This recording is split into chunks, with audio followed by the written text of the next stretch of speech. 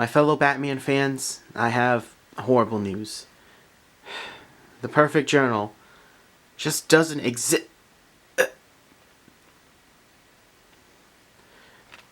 It does exist! Woo!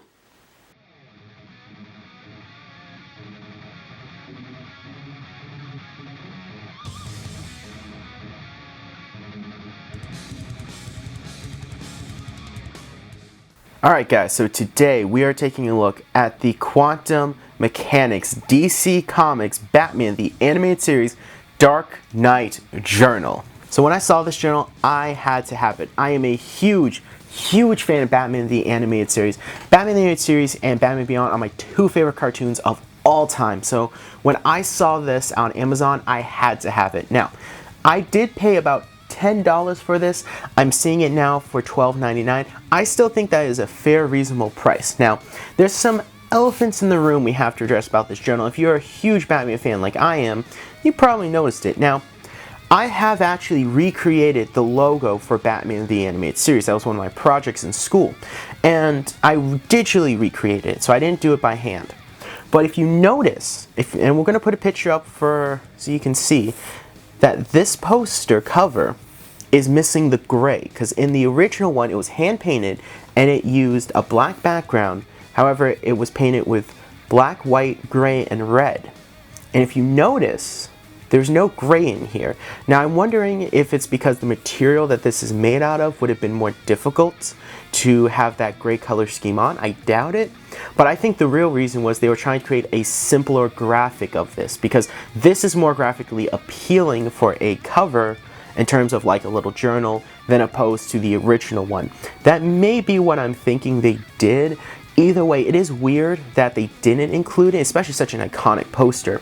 However, with that said, I still do like this poster. I still like the design of this, and I think it works, though I personally would have liked to see the gray more implemented, probably in the way that I did it, where I didn't have a fade and I just had it be the hard lines like this. And that's my thought process, but that's what I'm thinking they did. Either way, this is a phenomenal little cover. I love it. The thing that's really cool about this journal, it is a hardcover, so as you can see there's no flex to it, but they covered it in a vinyl material that feels really nice. It's very soft and it's just fun to hold this, if that makes sense. It's very nice. I love the feel of this. And that's just that really smooth, like almost like silk-like material that this is covering. It just feels nice to hold. One concerning thing, especially if you have kids or people that like to fidget like I do, I have fidget slime that helps me focus. I'm worried that if this touches the material, it would get stuck and stain this. So that is a legitimate concern I have. But besides that, feels nice. On the back, very hard to see. I'm also going to try and see if I could take a picture of it to show you. But you do have the Bat logo really embraced in here. Really nice. You could just feel it. Wonder why they didn't paint it, but whatever. It looks nice. It is Batman the Animated Series Bat logo, so it's very specific to that version of Batman. Feels nice. This whole just front part feels nice. And this is a smaller journal. For example, here's a college rule notebook compared to this. So this is more like a travel journal. Probably you could use it as a diary. I don't know why, but you could. So that's an example. So probably wouldn't do school notes in here, kids, but for someone like me who's always bouncing ideas and who is working currently on a cartoon, I might end up using this either for that, or I might put some Batman ideas and concepts in here that I would like to explore and develop if I could write a Batman comic. Either way, that's what I think the main purpose of this is. If you're a Batman writer, I would write some of your ideas in here. I also will be developing some other animated shorts in here, so, you know, I'll probably be working on that. But let's open it up. First page. That just looks awesome. We get a close-up of this iconic shot from the show. This is from the opening, and I love this shot. One thing you probably never noticed, like I didn't, there's Joker right there. He just chills right there. I don't know if that's actually from the cartoon. I doubt it.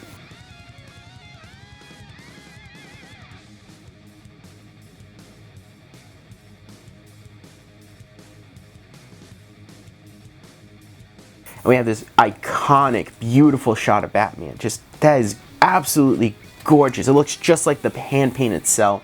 They probably touched up the background a little bit more because they stretched it out, but absolutely gorgeous. And if you turn the page, as you can see, we have Bruce Wayne right there. And then on the other side, we have Batman. Now, personally, I've never been a fan of when they add graphics to the actual paper because this is like my real estate to my work on. However, I love how they're very opaque. Like the opacity on these guys are definitely like 25, maybe even 20, so they don't stand out.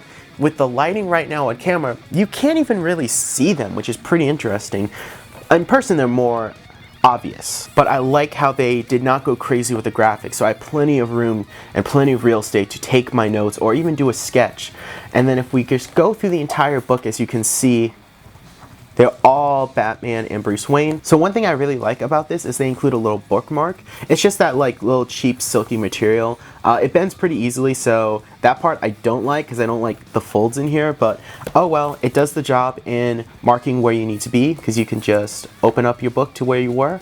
And the paper quality is pretty good too. I gotta say, I was very happy with it. I actually wrote my name in it, and this, I like it. It's not cheap paper, but it's not the most high quality, obviously.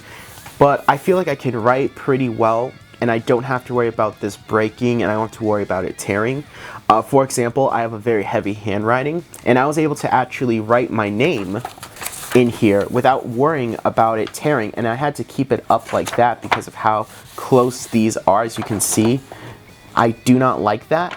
So I probably would just put like information like, hey, if found, please return to, or like call or property of, something like that, and then start writing on these pages. If you close the book, one detail I absolutely love is that it says, I am the knight, and the pages are tinted red at the edges. Very nice. They did not have to do that, but I love that they did do it. And something I thought that would be kind of cool, what if this side said, I am vengeance, then this says, I am the knight, I am Batman. It doesn't do it, but you can always do that yourself with some markers if you're good at calligraphy. The font they used is also the official font of Batman the Animated Series.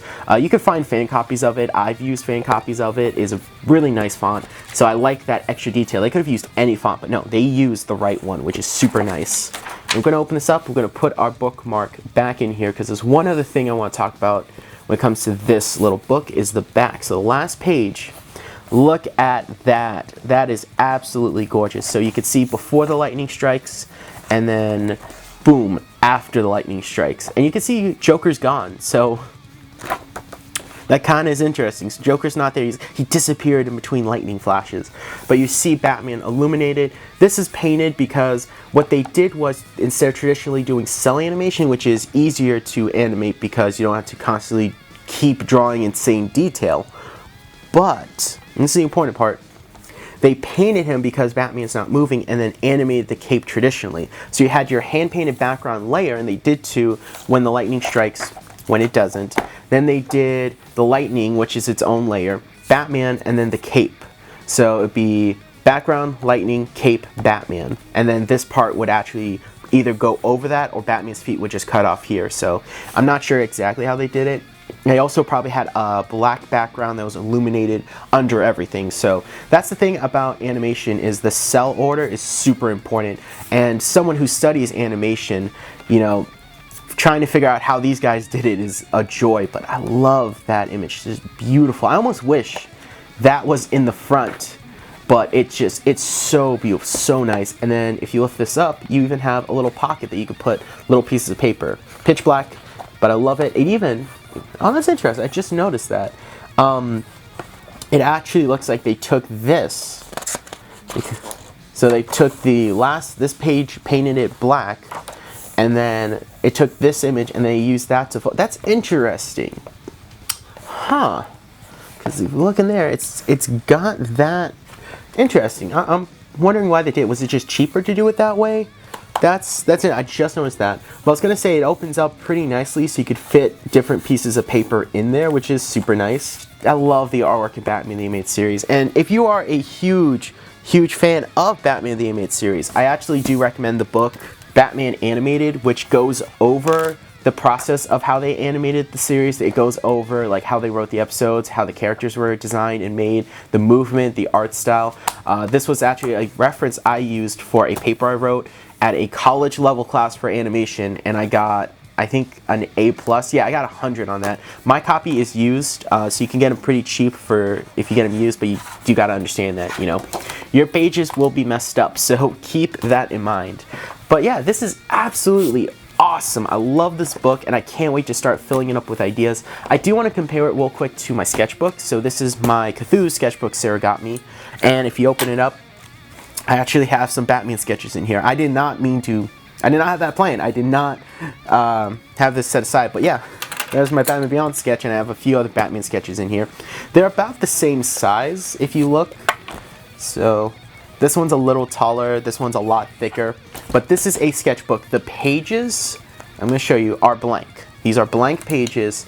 These are for writing, but they will chill really nicely together in my backpack, probably something like that. And then I also want to compare it to this other Batman journal I have. So this is a journal I got when I was, I think, at my second college. I picked this up for like 20, 25 bucks. And I actually would write ideas for comic books in here. Now, this book was about $20, $25, like I said. It comes with a little side flap to keep the pages closed, which is nice. If you look, this is a hardcover that has really nice physical detail, like it has texture to it, which is super nice. And it has the Bat logo and some armor, which is really cool, so I like that. And if you open it, you have the Batman logo in here. If you open it again, you have, oh, this is my bookmark. It's a trip me and Sarah took. But you have property of, so I put my name, and you have a story. So it's almost like Batman writing a journal. You have some sketches in there. So we're just going to keep going. And it's quite a few pages long, as you could see. So, yeah, a lot of pages. And the way it ends is you continue the story. I didn't do that. I actually just wrote comic book notes in there. This does come with a bookmark. So, yeah, this has a bookmark.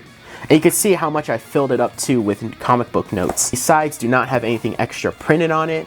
And then if you go to the back, this too also has a little flap. As you can see, I have a lot of notes like from different comic shops and different creators in here. For $20, I feel like this was not worth it because, yeah, it has a nicer detailed front, it has the extra story, but that kind of wastes pages. I honestly like this one a lot more. The artwork is cooler. The thing I like about this book is the pages are blank, so you don't have to worry about any extra graphics or text. While this one does have two, but they're so minor, I can ignore them.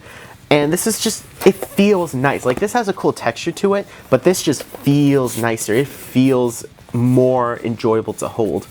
And they are the same height, the same dimensions, but again, this has more pages because this decided to waste a few pages on a story.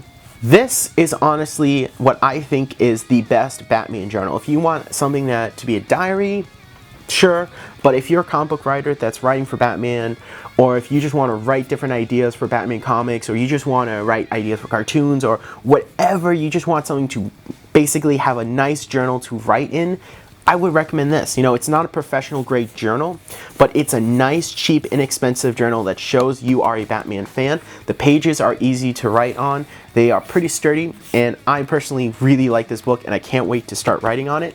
It's not a sketchbook, and it's certainly not like any other Batman sketchbook you probably have or journal, but this is just a nice addition to my collection and one that I cannot wait to fill with ideas and creative sketches. So, with that said, let me know what you think of this journal. Do you think $10 to $12.99 is too much for an awesome journal like this?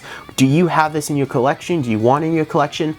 Stuff like that. And stay tuned for more art-based content and video reviews of awesome art and Batman journals. We do more than just Batman journals. Like, we do Batman figures sometimes, but you get the point. Either way, I'm Battle Brawler, also known as J-Rod, and I draw with power in my own soul. Let me know if you guys do too.